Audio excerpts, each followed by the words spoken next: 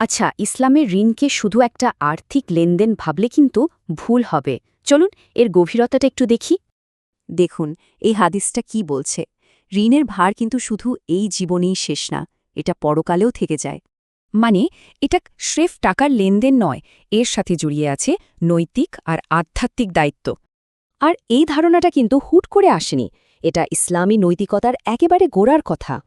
ব্যাপারটা এতটাই গুরুতর যে একজন শহীদের জন্য জান্নাতের দরজা আটকে থাকতে পারে ঋণের কারণে।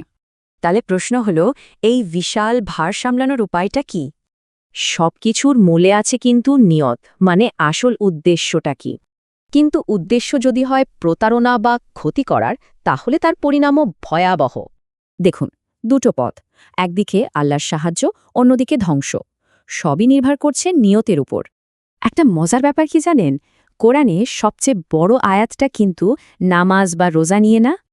এটা হলো ঋণ কিভাবে সামলাতে হবে তা নিয়ে। বুঝতেই পারছেন এর গুরুত্ব কতখানি। আর এই পুরো ব্যবস্থার একটা মূল ভিত্তি হল রিবা, মানে সুদ, যা পুরোপুরি নিষিদ্ধ। তাহলে স্বচ্ছতা নিশ্চিত করতে কোরআন কি করতে বলেছে, চলুন দেখি। এখানে দেখুন, দায়িত্বটা কিন্তু দুই পক্ষেরই, ঋণগ্রহীতা আর ঋণদাতা দুজনেরই করণীয় ঠিক করে দেয়া আছে।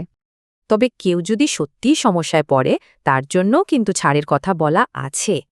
আর ঋণ মাফ করে দেওয়াকে তো আরও বড় করে দেখা হয়, এটা একটা মহৎ কাজ।